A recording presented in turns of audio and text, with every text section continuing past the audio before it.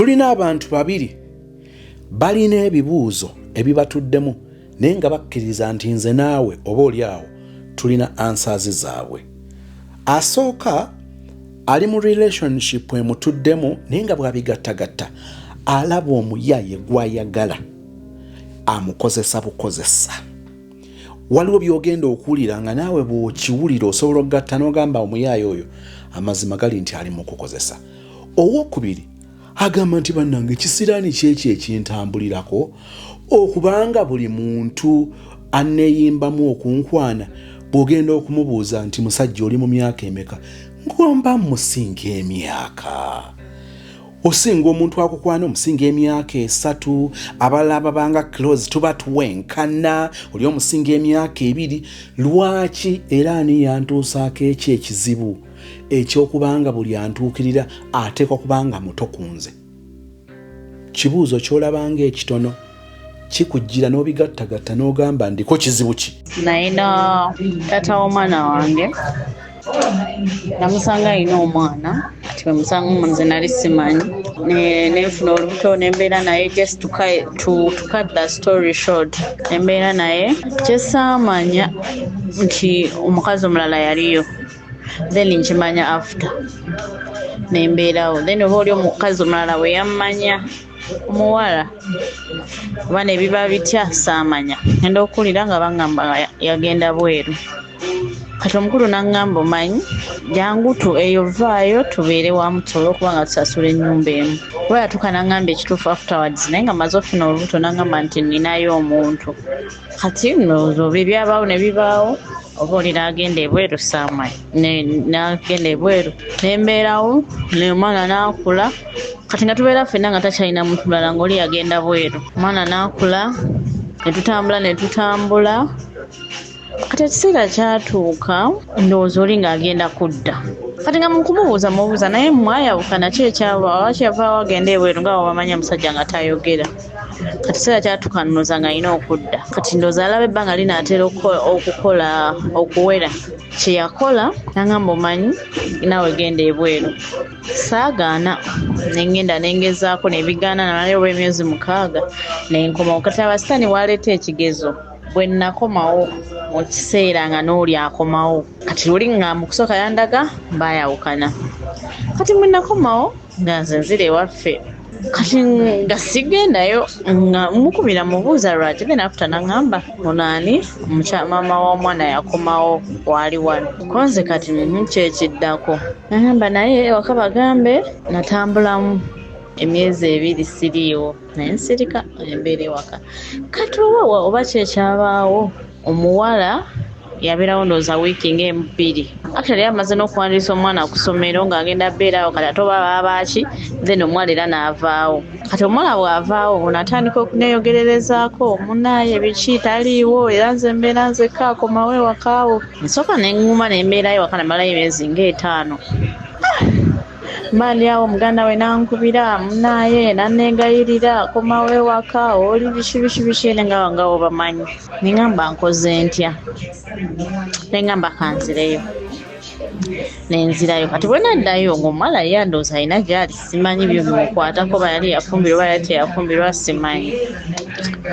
Kati netuddamu ne tubeera ffenna awo nga nina hoteli wenkola netandika okukola biki ng'omwaka ne gutugukuba wali naye era ng'omuwala gyali naye nga tonoza embeera naye abalaka baafunamu oba obutakkaanya kyatayogera. Kati omwaka gugwako tutandika omwaka omulala gutambula nga tufunamu kati nga mubuuza yani bwe tufunamu obutakkaanya ne muyomba nga nakugambako nti twayawukana oli omulala. Nze nensirika kubanga yalinga tubeera ffenna nga naye takyagendayo nga n'omuwala oba ali bibye simanyi nga sikyabiwuliza nga tebinkwatako.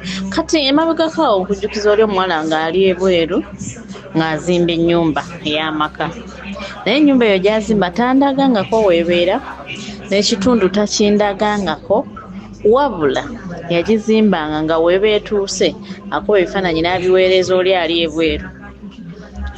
Kati kati oli yali amuweereza ndoza nga manyi oba n'akwatayo akasente n'amuwa naye omuwala bwe yakomawo n'agamba yali amanyi nsobola omuwa wadde ekikumi kyange teyamuwa sente naye nze ebiseera ebyo zinabeerangawo nze muwooleza nze mufumbira naye nga tandagangako nnyumba gyazimba gyeri kati bunga omwaka omulala gwegambye nga nali ngenze bweru ne bigaana ne nkomawo ogwo omwaka gwe nkugambye bwe nakomawo waliwo twafunamu awo obutakkaanya buki n'ayagala okundaga nti ali open n'aŋŋamba yagindagala mu kifaananyi n'aŋŋamba yina ennyumba we yatuuka eri ku plate n'ensirika kati nga nze my head nkimanyi tagizimbira nze bwe yakoma kubanga omuntu takulagangako yayiwanga matiriyo buli kimu nga wendi nga mmanya naye ng'abigamba muganda we walingawo omwana atatawo omuntu nga wakolagana nnyo era nga ku saiti yabeerawo naye nze nga mbeerawo ewakawo nga n'ebiseera ebyo sikola nga naye tanyega n'ensirika zo red flags nzize nga nziraba naye nga nsirika mmwe neefula omusiru kubanga ewaka tebabimanyako nti omusajja gwe nafumbirwa yayina omukazi kati nenjagala okukweka ekyo ate nga takyalangako nawaffe ekyo nenkigumira then ekiseera nekituuka netutambula oyo omuwala nga naye gyali ndowooza ali bibye oba simanyi oba yafumbirwa teyafumbirwa simanyi naye nga yewe omubuuza akugamba nakugambako nti namukyawa kati ekiseera kyatuukaawo emirimu negigootaanamu nange sikyakola n'aŋŋamba omanyi actually yakyoka kyogera nga mpolampola tenga ne lwaki togendako ewaka ewammwe nga muli neebuuza lwaki then ekiseera kyatuuka n'aŋŋamba wano tulina okuvaawo biki abcd sikyalina ssente biki kati nendwala kati bwe nalwala nengenda ewaka kuba ye yali badde nga akola safaari ng'atambula asobola kusigala nzekka mu nnyumba mba naakagenda ewaka bwe yagenda ku safaari nakunya n'akomawo n'asenguka n'ebintu byange byonna nabitwala kuba buli kimu nze nali sirina kye ngenze nakyo naye nze nga nzize waka kati ng'asenguka kati bw'asenguka nga ŋŋamba waliwo omuganda wange alina ennyumba etannaggwa yampaddeko galagi ntire nga mbeera omwo nga bwe twetereeza nze nga ndi eno waffe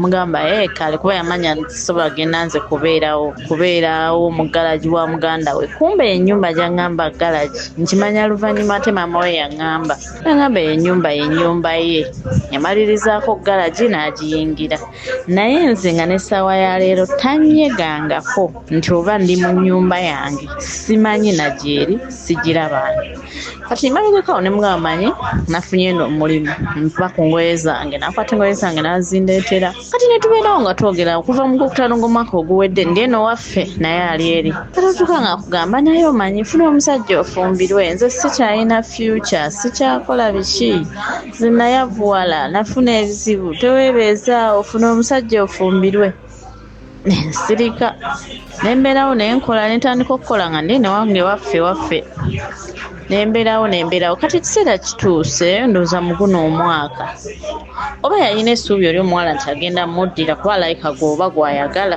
kati alayika oba yali alinayo essuubi nti oba omuwala anaakkakkana n'amuddira ndowooza omuwala oba ne bigaana kati emabegakawo nga ŋŋamba abaana baali banaatera okuddamu nga ŋŋamba kakati wandibadde tutuula ne tuteesa ne twogera ono omwana talina wagenda kusomera ng'aviira muwala omukulu kwanza omwana wange mbeera naye ewaka ewaffe ye kuva dda gy'abeera gy'asomera olw'embeera gye nalabawo era wooli enkya toliiwo nenga omwana wange okusoma ajja kutaataagana kati temutwale wa mama wange kati nange gyendi kati nga ŋŋamba ono omuganda we siraba wagenda kuviira ate gwe toliiwo ne mubuuza mama we taliiyo gamba omwana talina gy'agenda kuviira kusoma mama we taliiwo naŋŋamba mama we yagenze bweru ngamba naye wandibadde tusala amagezi nonnyamba tulabe omwana bw'anaasoma ne mugamba babegekawo obadde ng'oŋŋamba bulijjo ne bulijjo onoonya omusajja ofumbirwe era gwe biki kati essaawa eno olw'okuba oli amaze okulinnya ennyonyi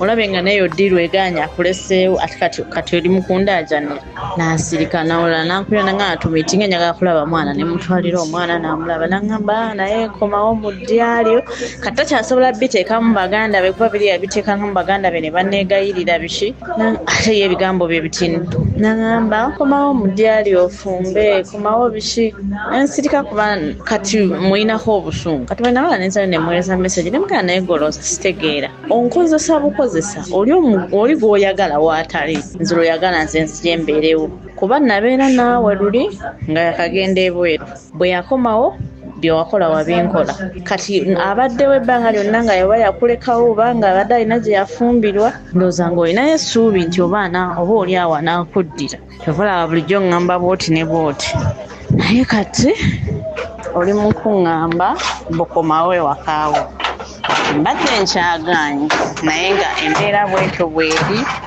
saba kumbuulira ku magezi. Sister Dora erinnya ndyogedde bana bo badde tebaalitegedde naye ate nze eri wali ŋŋambye nabadde nalitemyemu ate nsimattuse naye anyway amazima amatuufu gali nti nga bw'obirowooza ebibuuzo by'olina ansa zaabyo zirina naye obadde nga ayagala bakumakinge omuntu asobola otuula pepa oba akola exercise n'addamu ebibuuzo naye ng'oba oli awo yeetaaga confirmation y'omusomesa okukakasa nti byazzeemu byebbyo.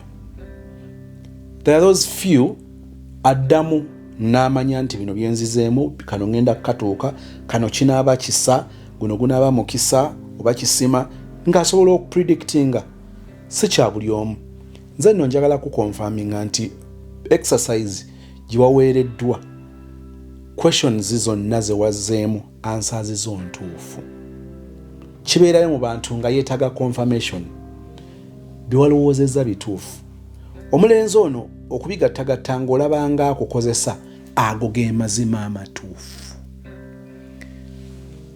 Nsaba weekuŋŋaanye okkirize nti oyo si ye muntu gwe weetaaga. Omuntu oyo bw'onookemebwa bino bitera okubasoomooza bwe bijjira mu biseera nga tolina mulenzi aliwo, like nga toli busy with any relationship. Mugenda nti oba guno gwe mukisa gwange oba embeera eno yonna nezzeebeerawo Katonda abadde ategeka omuntu nga manyi ekiriba ekikyo kiba kiriba kikyo.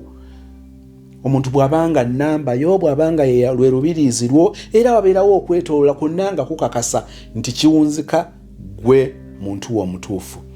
Munnange nabo bannyini bagayi bamanyi okukuliriza n'agamba tulaba gwe byentagadde kulaba relationship yaffe bwegalangatanye era nga ku nkomerero mpunzika nzija gy'oli ebyo nabeera bagenda byogera nga tewali aliwo. Kati nga naawe otandika okwekonsoolinga munnange ndozamma kyenvudde nga mu kiseera kino siinaawo omuntu gwate gundi yankwana ne mugaana gundi yalinga atandika okubeera sirias ate naabuza omuliro kumbe Katonda akuumiddewo muntu wange ono ansange nga ndi wa busa.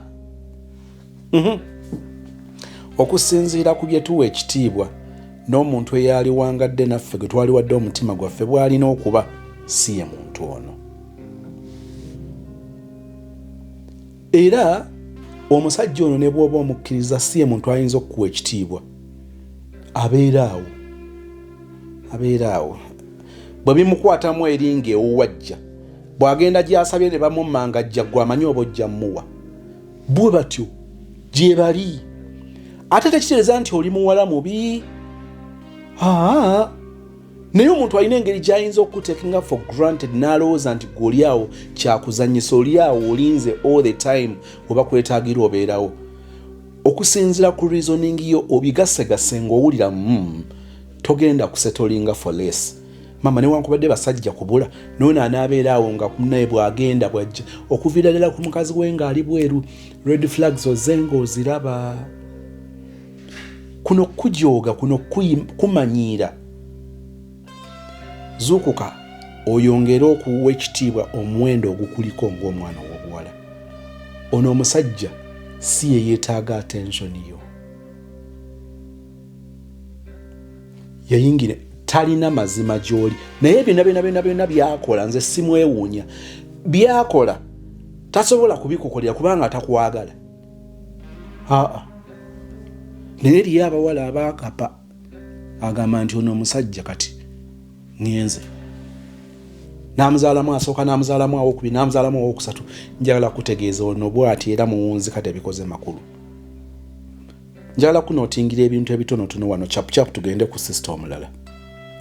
yali bweru omuwala gwe yali ayagala bwe yakomawo Guy n'ayagala ogende ebweru abenga akujja mu kifaananyi era n'olaba nti yatandika okwiginowaringa kubanga oli yali azze. Oli bw'abanga atagalatagalamu n'ayagala akuzze bwe mufunamu obutakkaanya n'agamba gwani yakugamba nti oli twayawukana.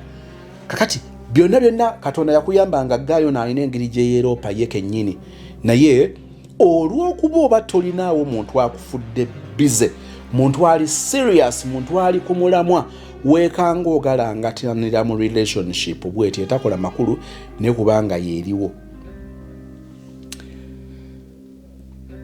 Ensonga endala omuntu gwe njogeddeko okutabera mwesigo okutabera mwerufu gy'oli obubonero obulaga nti takuliiko y'engeri gy'akukuta n'ennyumba. Kakati bamuwadde galagi ogenda ozuula ng'ate ye ennyumba ye yasoose kumalako galagi ne bw'awunzika ng'agikulaze abanga abadde talina choice kubanga gw'oliwo. Wali olabyeko omuntu n'alamuza ebintu byo n'agenda n'azuula nti eri bibadde bya bbeeyi nga ssente tazirina kati nga ono n'alyoka akomawo emabega yajereza ekintu kyono omugana tambula ogezeeko awalala agenza obigisa nga ate eri bbeeyi eri waggulu nnyo kyava akomawo nga n'okwebwala yeebwala. Bw'osanga abali serious nga nze sikuguza kubanga okungulako essaati y'emu ey'olunaku olumu si ye beegenda okunyimirizaawo bannanga ate awo nze nedda gamba kati njongeze ebbeeyi mukwano ebaddeko 7 kati 11 ate era bw'osanga omulala asiba omutima n'atadda kubanga aba yaswadde. Kati bye bino omusajja ono byakutambulizaamu talina ngeri gy'ali kwagala akuwa ekitiibwa akukozesa bukozesa. Ekirala ndowooza njagala mbifunze kubanga kyonna kikonfaminga kimu nti Guy akukozesa. Kati omutawaana oguliwo ku sayidi yo okubeera mu relationship ng'eno wayagala obutalaga famire yo nti omusajja gwe wafuna mufumbo oba alina mukazi we. Relationship bw'eti emenya wali okimanyi nti tebajja kubeera comfortable nakyo nosalawo faafagane nakyo ng'olwo anaamala n'ayawukana ne mukazi we oba bye bino bye mugamba nti famire yo weekitegeera nga tebakyalina kyakikolera kubanga yakuzaddemu abaana kubanga oli lubuto. Bino biwunzika tebikosa famire yo, biwunzika biyiikira gwe nga bikosa gwe. Ekyokubanga oli wammwe kiyinza okuba nga kikunyigamu olaba oli ku lujja weebaze Katonda nti olina n'olujja kw'obeera. Kiba better than ababeera mu buzigo bwabwe ne bibanyigiririza eyo. It is better bw'obeera ku lujja nga oliyo lwabigendererwa birungi si kubeera ali olepoke ne renti kati oyagala omusajja gw'otalina kwagala kubanga munnange onoonya bw'osurviving ewaka owuli atojyayo owunzike ng'ogetinze married to a man kubanga ododginga renti getting married or settling with someone for wrong reasons. Kino kyewali oyingirira wrong reasons ewammwe toyagala bamanye nti omusajja gwatwala mufumbo mukwano kimenya ggwe ku nkomerero era gw'osinga okukosebwa. Ati ekyo nakyo njagala tukitegeere nti kikosa ggwe ng'omuntu. Kkiriza nti wano waakiri okubeererawo nga toli mu relationship naye ono basajja kubula ajja kwonoona ebiseera ajja kulumya kijja kuyiikira. Sikuzaako ngalo katugende tulire sister Lwaki alina ekizibu ekyokubanga bambi abamukwana babeera bya myaka mito nnyo. Assalamu alaikum wa rahmatullahi wa barakatuh. Mr. Solji ndinamu okubuzibuzibu. Since my first relationship natandika okumanya nti abantu bagwa mu love kintu kino kizze kinondoola kangamye nti kizze kinondoola era natuusiza ekiseera we nnakulokende 34 years in a jam. Obutuufu neneebuuza what could be the problem with me or what's wrong with me?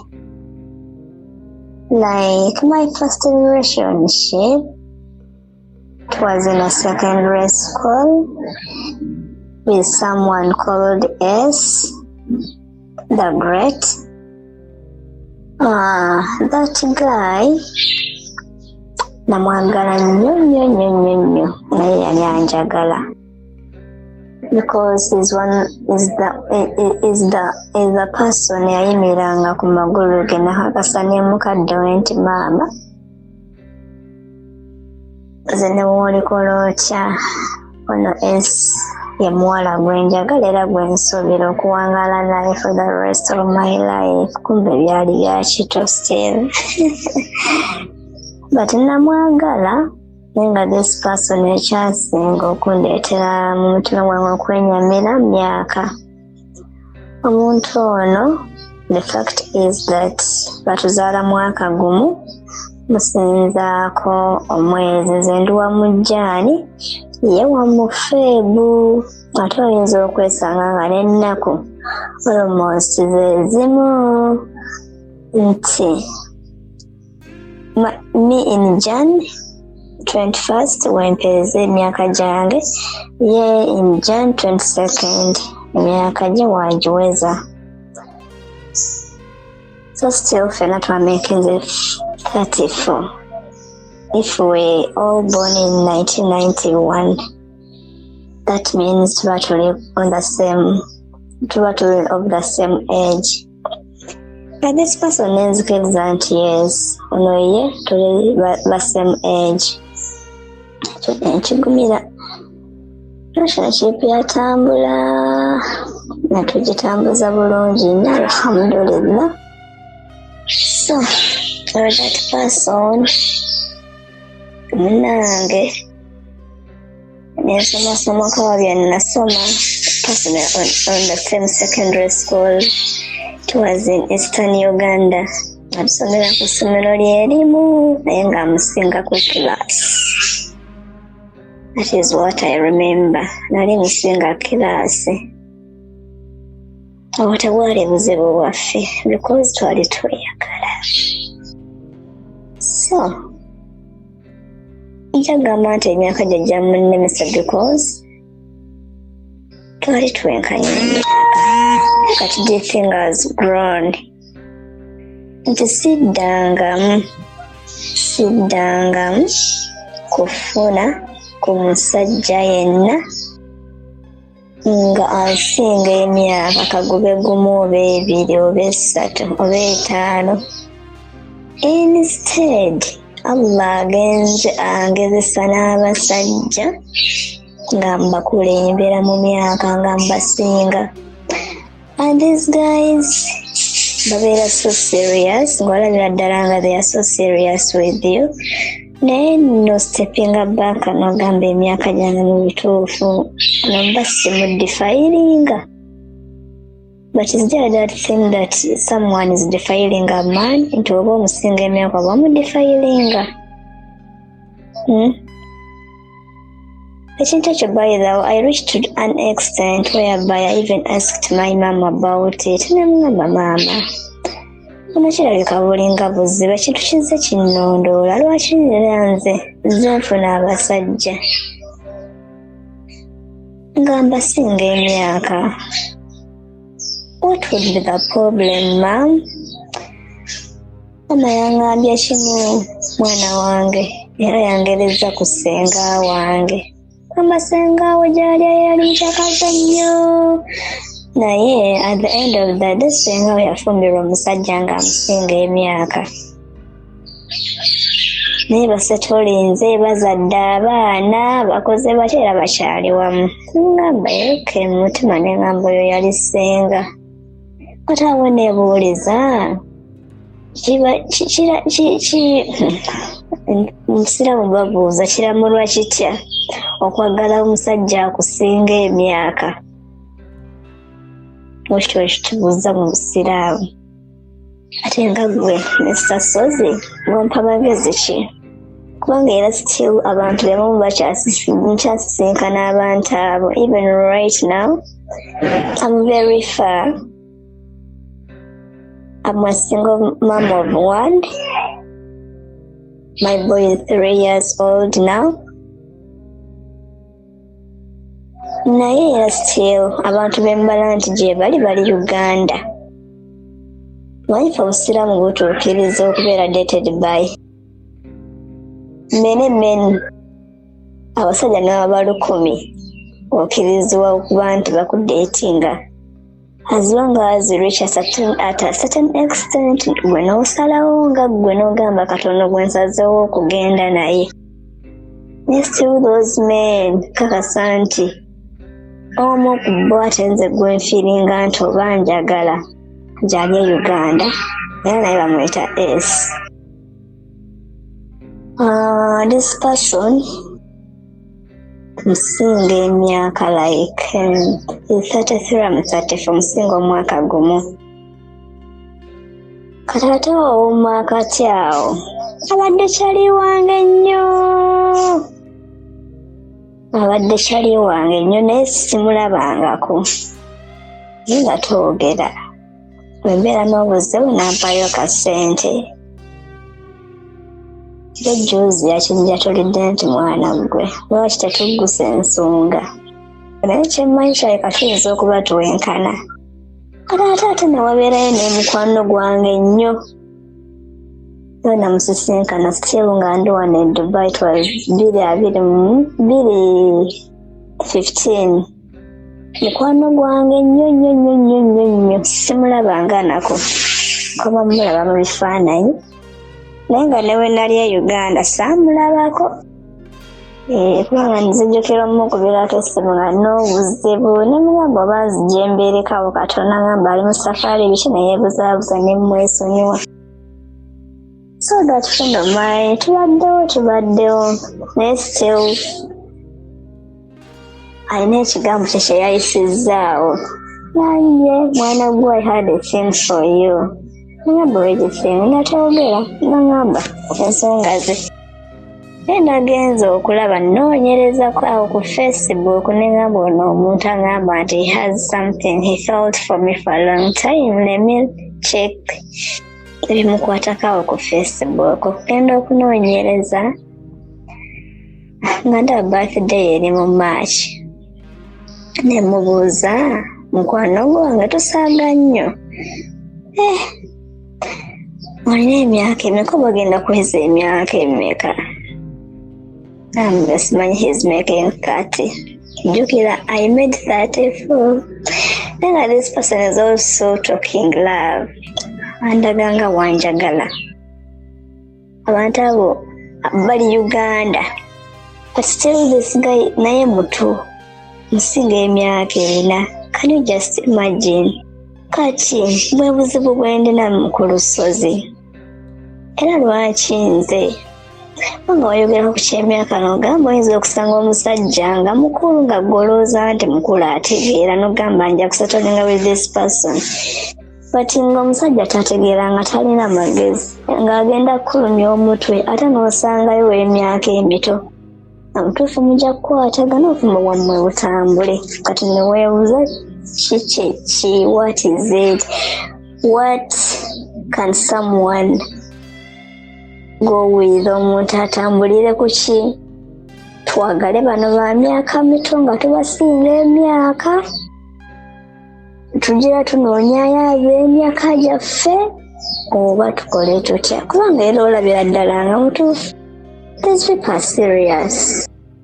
Naye lwakuba nze ng'omuntu sinnansalawo kwani omutuufu.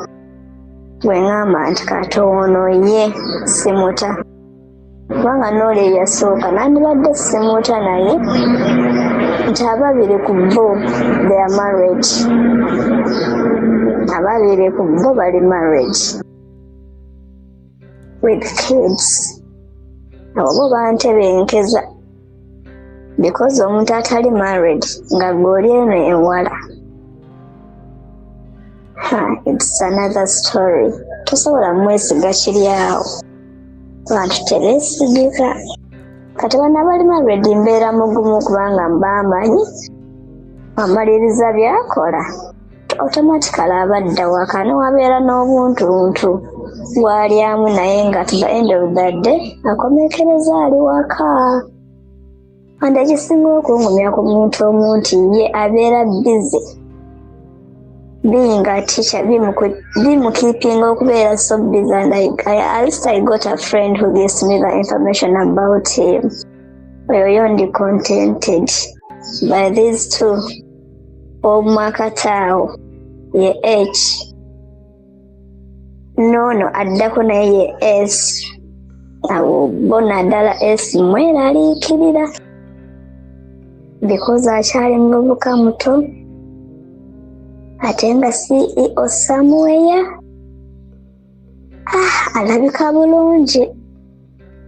American height ever smart mulenzi muto nga sitabwa we yabiyimba.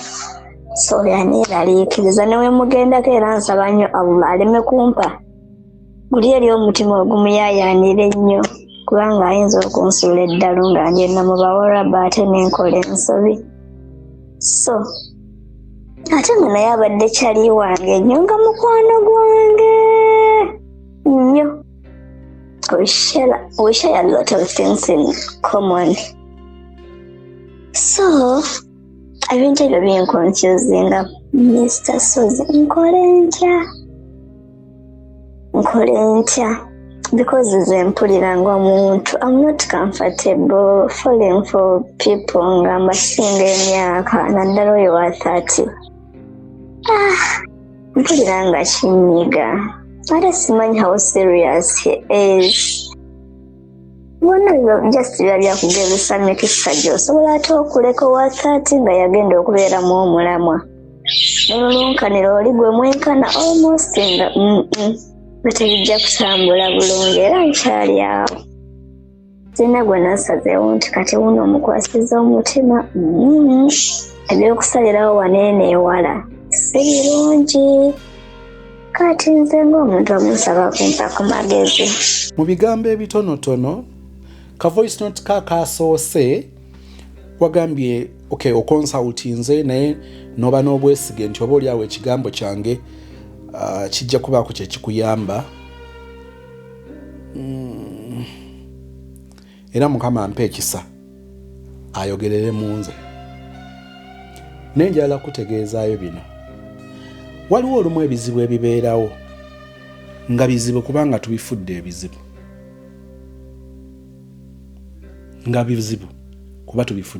And I am telling you, biwunzika bifuukidde ddala ebizibu.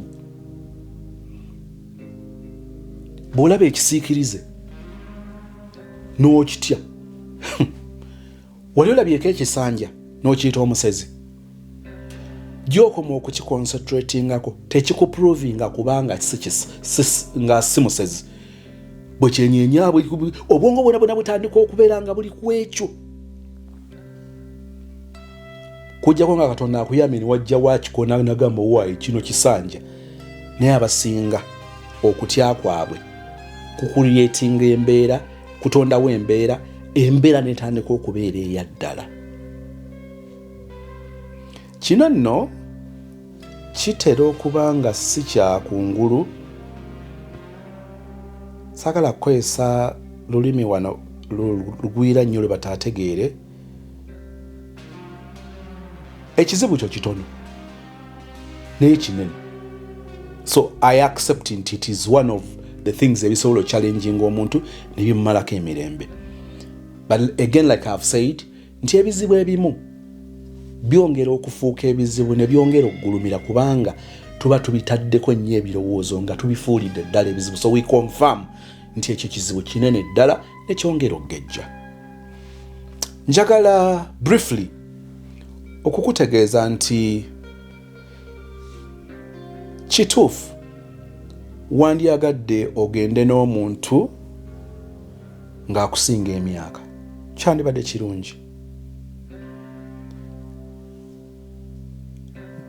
Okkiriza mu relationship eri eyasooka okubeerawo ate era mwali mwenkana. Simanyi lwaki ate yo relationship yali nnungi oba kyekyajawula. I don't know. Nebibeerawo. Okkiriza nti ka relationship kali kasuffu. Mu bimu ku byabatabula relationship eyo kubanga teriiwo oba ebyabaawo relationship eyo kubanga teriiwo teyali age. Nja kutandikira ku nze. Nzikiriza nti one of the biggest challenges zenfesinze ne Becky zibadde nnyo okuba nti age difference sinene. But let me tell you, I married her nga she's 21 nga I am 23, so there was a difference of 2 good years. Oli ajja kugamba nti oyo gwe nawasa muto. Sawasa muto, nawasa mukulu munnange, kuba bajja kugamba nti omuwala ow'emyaka 2 asobola okuchallenginga bulungi nnyo omulenzi ow'emyaka 25 26 bulungi nnyo.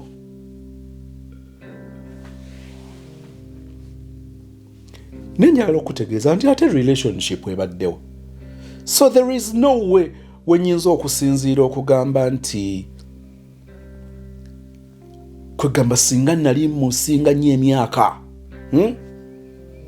kakati bwe mbanga ndi 40 ng'ali 30 oyo mba musinga emyaka 10 ngeza. Singa mbanga kati ndi 40 nga Becky ali 30 mba musinga emyaka 10. But I want to challenge you. Bwe tutuuka mu reality ey'okubeera n'omuntu n'oyo gw'olaba ayinza okukulumya omutwe, nyinza omulumya omutwe. Olumu bwe tutunuulira the big picture of people being together, the big picture, munange ogenda okutunuuliranga age si bwe buzibu. Kubanga nze omu okwoti nze nayogera nti osobola okusanga omuntu nga mu myaka mukulu ng'ebirowoozo bito. Osobola okusanga omuntu mu myaka nga muto ng'ebirowoozo bikulu. Kambabuliro kino, abantu abaagadde abalenzi abali mu myaka 3 balina engeri gye beekonviisinga nnyo nti bo bato balina chances nyingi. Kati kankubuulire, bwe mbanga ndi mu 35 nga Becky ali 33, obwongo bwange bulina engeri gye buŋŋamba nti emikisa gyange giri waggulu nnyo. Nze owa 35 asobola okuwasa owaaga. Ne kambabuulire, ekyo nakyo kikolwa ndowooza ya buto. Oli n'abeera nga ye bw'atyo bw'alowooza, kabonero ka buto. So njagala kutegeeza nti ekizibu kino ky'olimu at your age, ne gaayo wa 38 ne gaayo wa 40 bw'abanga si mukulu mu birowoozo asobola okulowooza nti kuggwe oli mukulu, alina emikisa egifuna abawala abato. So it is a mentality ey'obuto.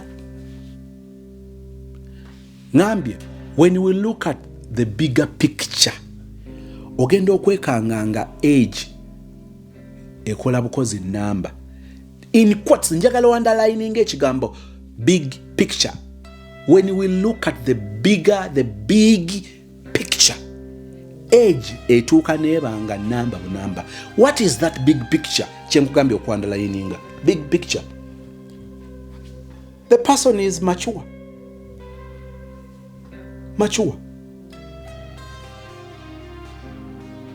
Muntu wa buvunanyizibwa. Upstairs mukulu. Big picture. Atunulira ebisukka ku myaka. Ekirala, chances ez'okubanga gwe tolaga myaka jo nazo weziri. Kubanga tolowooza nti abakukwana bajja bali ku sure nti egyo gye myaka gyo. Maybe mumala byogerako. Never wait a minute. But you don't look your age.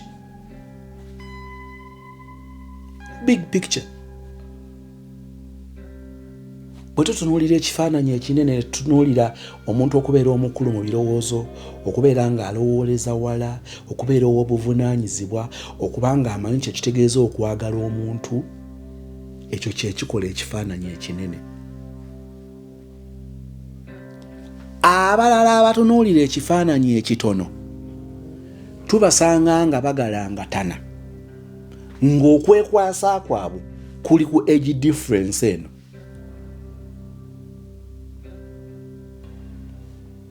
ekyokubanga Becky tubanga abenkanankana tekitegeeza nti ebizibu byonna bigenda kuva ku ebyo, naye olw'okwekwasa kwange obunafu bwange bwonna obusiiga mu kino andaba mu kamwa ampisaamu amaaso alaba twenkana alabanga nze ali omuto so nga ate ye mu bigambo bye n'okukifulumya atakifulumyangako. Kati gwe okirabanga problem nenga mbabuulira for the years ze ndabidde Becky tayogerangako talagangako nti nze kuyemba muto, nze ndaba ekizibu ekyo nga ngamba omwana ono kuno okuleppoka kwe tuleppoka. But again, I am telling you, ekyo nkisisinkanye n'abantu abalala bangi nga bakulaga nti ekyokubanga bali mu AGM kibatawaanyiza. Mbuuza benjogerako abangi bendabye bayawukana, tebayawukana. Lwaki? Batunuulira ekifaananyi ekinene. Ndabyeko ku basajja ng'alina omuwala gwasinga emyaka nga 12 naye omusajja ng'agamba mulaba akawala ako mu bumpi bwako n'obutono bwako. Bannanga akantu ako kannumya omuto, akantu ako ketwala okubaako ekitalo, ketwala okuba akategeera ennyo. Bannanga akantu ako kalina empaka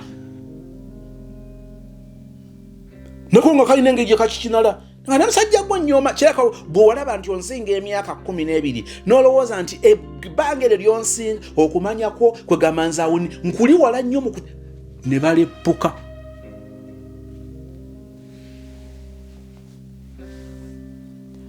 Olaba omwana alema okuwa ekitiibwa omuzadde amuzaala ng'amusinga emyaka egiwera 30 egiwera 2.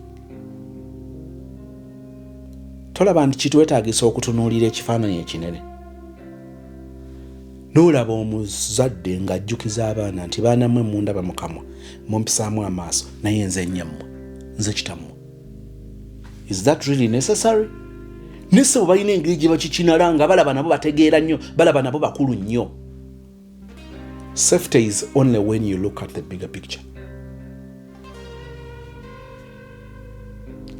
Tetunnafuna research eri complete ng'egamba nti obufumbo obusinga okufa bufa lwa age difference. Tekitegeeza nti tebuliyo, naye tetusobola kugamba nti ekibuse completely age difference. Biba byekwaso. Tekitegeeza nti tebisoomooza. Ekisoomooza ekisooka kyengambye nti bana abalenzi balina engeri gye baba n'endowooza nti kati ye alaba alina emikisa gy'okufuna abawala abato mingi. But I want to tell you, I want to assure you, munnange n'abawasizza ng'era basinga kuba n'emyaka. Kino kigira kisobola obbabeeramu. Ng'agamba nti ono omukazi gwe nina muzaddemu abaana 3 nsobola okufuna atazaalangako. Kyawukana kitana kiri muzaddemu abaana 3 baana 4 naye kati atenze ku ngeri gyendabikamu nsobola okwetiba eggwala eritawasangako eritayitanga mu kiwanga. Eba ndowooza in quotes ey'obuto. So bino ebiri mu kubadharinga. Bw'osisinkana omuntu omutuufu, bw'osisinkana omuntu gwe mugenda okukwatagana naye, obeera shocked nga age difference kafuuse kantu ka bulijjo. Tolowalinze nnyo standards zo omuntu bw'obanga omusinga emyaka 4. Bw'oba omusinga emyaka 4 tuteekwa okutunuulira ebintu ebinene ku ye okusukka ku myaka gye gy'alina. Kati awo wali ekikulu nga bwe tutunuulira omusajja n'otagamba nti omusajja ono ogenda kumwesiga ku kyakuba nti mukulu mu myaka. Just that. Twagala tugambe nti omusajja ono mu myaka atusinga naye ddala emyaka gye naye bakwatagana. So we don't just confirm bw'onoofuna omusajja akukwana nga akusinga emyaka 5. The relationship will not just be confirmed basing on the age difference. No. So it will not be the qualification gye tutunuulira eri supreme nti kaakati kino ono ayise kubanga ansinga emyaka 5 mukwano nedda. Era ojja kusooka ogambye nti kano akayise. Naye twagala tutunuulire ekisukka ku kino. Kati olaba age difference bweyinza okuba nga tekola nnyo makulu. Kubanga si kyekisaanyiza ekyenkomeredde kwe twesigama. Kye kimu kye tukozesa. Omuvubuka ono okubanga musinga emyaka 4 ayinza okuba omuto. Kati ne twagala tukikonfaminge. Era emyaka 4 gye musinza bino byakoze bya kito. Bw'ozuula nti muto mu birowoozo, si muto mu myaka, eyo yeba ensonga. Muvubuka muto era alowooleza ddala ng'omuto. Osobola obeera surprised ng'alowooza ng'omuntu omukulu. Practically, not verbal or theory. Si mu bigambo. Ng'ali machuwa. Kati awo wali ekinyusi. Byonna bw'oba obyerabidde njagala ojjukire kino. Nti n'ow'emyaka akusinga emyaka 5 si kyekisaanyiza ekyenkomeredde kwe twesigamu okumwesiga. Ako ka portion ku bintu bye tutunuulira oba qualities ze tunoonya muntu. Ka portion bwe tutunuulira ebintu 10 kino si kyekintu ekisaanyiza ekirimu ebintu 10. No. Tutunuulira ekintu ekyo nga twali kyetaaze. Bwe tuzuula nga alina ebyamaanyi ebisinga kino tusigala tumuyisa. Awo wali omulamwa. Mu comment section oteesa ki okusinzira bw'owulidde ensonga z'aba sister. Nsaba emirembe gya Katonda gibeere naawe. Assalamu alaikum wa rahmatullahi wa barakatuh. Mukama akunkumire mu linnya erya Yesu. Nze Becky Sozi owa Remo Beauty and Wellness Parlour Eseta. Mu bimu ku bye tukola mwe muli body massage therapy, facial treatments, counseling services. Gw'omwana w'omuwala ovaamu akaswa akabi, gife ebbaawo waffe abakyala, obundula amazzi amakyafu, wazibikira enseke, bw'onookosa gife ebbaawo ono gw'ojja otuweera obujulirwa. Tulina kofi ono alimu ebirungo 6 mu kintu kimu. Gano Dama Coffee 6 in 1. Mulungi eri abalwadde ba sukaali, mulungi eri abalina obubonero bwa kansa, mulungi nnyo eri gwe akakalu kano okuyita mu lunaku. Mu health wellness treatments tulina reflexology sandals, nungi eri abazimba ebigere. Bw'olinnya wansi owulira nga afumitibwa mu bigere, zirelaxinga muscles zo okufumitibwa kuno ne kuggwaawo. Ziyamba omubiri gwo okutambuza omusaayi, ziyamba ku bwongo bwo n'embeera yo eya bulijjo. Buli peesa ly'olaba ku ssande eno lirina ekitundu ky'omubiri gwo kwe lituuka buli lw'ojambala. Olwo obujjanjabi ne bukolebwa ku mubiri gwo. Osobola okugigula n'ojambala mu ofiisi yo, awaka, osobola okugyegulira nga ggwe, ogigulira mukaddewo oba jjajja kuba ate abo bagyetaaga nnyo. Okumanya ebisingawo ku bino byonna, kolagana ne Remo Beauty and Wellness Parlour Eseta. Ku nnamba ezo eziri ku screen yo for direct calls and WhatsApp.